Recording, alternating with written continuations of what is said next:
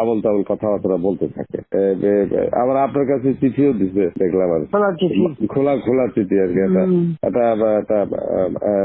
এটা খারাপ আর কি, একটা আর কি না, খুব উপদেশটা বানাও দিন আমি এক নজর পরে ফেলাই দিচ্ছি। আমার উপদেশটা লাগবে না, এই দেশটা আমার বাপের, আমার বাপ স্বাধীন করে দিয়ে গেছে, আমি জানি এই দেশ আমি চিনি। এখানে আমি বাংলাদেশের বসে বসে কথা বলার শুট করে আবার আমার উপদেশটা বানাতে গেছে ওর একটা। ও বলছে গ্রামীণ ফোনে সব ইনকাম গ্রামীণ ব্যাংকে যাবে, যে টাকা গ্রামীণ ব্যাংক গরিব মানুষের সাহায্য করবে।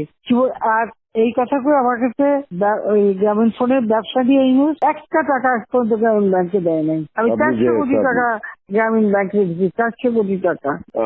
ওটা তার অন্যান্য প্রতিষ্ঠানে লাগাচ্ছি আর কি। না তখন গ্রামীণ ব্যাংক ফাইলে বক্সে ঢুকাই দিচ্ছে। গ্রামীণ ব্যাংক তখন ওই শেষ হয়ে চলে যাচ্ছিল, ওর বদলতে গ্রামীণ ব্যাংক মাঠে বসে গেছিল। ও তো সব ব্যাংকের সব টাকা তো লুচি খেয়ে গেছে। তখন আমি প্রথমে 100 কোটি, তারপর 200 কোটি, তারপর আবার 100 কোটি, এটা 98 সালে দিচ্ছি, চালু রাখছি। তখন এই গ্রামীণ ফোনের ব্যবসা ছিল, এই ব্যবসাটার থেকে যে লাভটা হবে সেই টাকাটা চলে যাবে গ্রামীণ ব্যাংকে, রেগুলার গ্রামীণ ব্যাংকে একটা সোশ্যাল ইনকাম থাকবে। এই বলে ব্যবসা নিয়ে তখন যখন ব্যবসা নেই, তোমার বলে রাখি যদি কোনদিন প্রশ্ন ওঠে বলতে পারবা, 51% মালিক হলো বাংলাদেশ আর 49% হলো নরওয়ে কোম্পানি।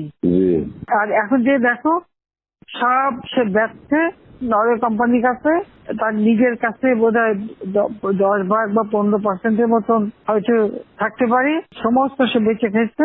আর একটা টাকা কোনোদিন গ্রামীণ ব্যাংকে এখান থেকে দেয় নাই। আর আমরা সবচেয়ে বেশি ফ্যাসিলিটি তাকে দিচ্ছিলাম, রেলওয়ে, ফাইবার অপটিক ব্যবহার থেকে শুরু করে সবকিছুতে তাকে এক্সট্রা সুযোগ দেওয়া হয়েছিল।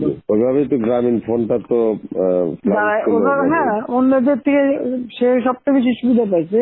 ওর একটা রক্ত চুষে খাইছে সব।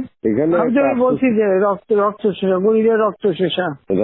যে 30% তার হিসাব করলে 30% সুদ হইতো। সে যা গ্রামীণ মানুষকে যে লোন দিত, তাতে তার যে কম্পাউন্ড ইন্টারেস্ট যদি আপনি ক্যালকুলেশন করেন 40-47% হয়ে যেত।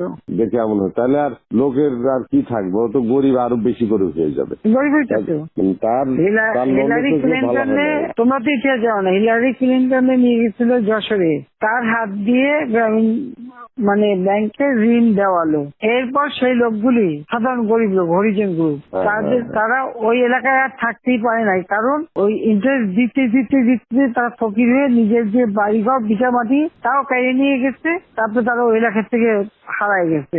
দেন আমি খুঁজছি, একজনের পাশে খাগড়াছড়ি, সেখানে যে এসে কাজ করে খায়, আর একজন বোধহয় নীলফামারী নদী আসবে কোথায়, যে এরা ওই পরিবার সদস্য ওই এলাকা থেকেই হারাই গেছে।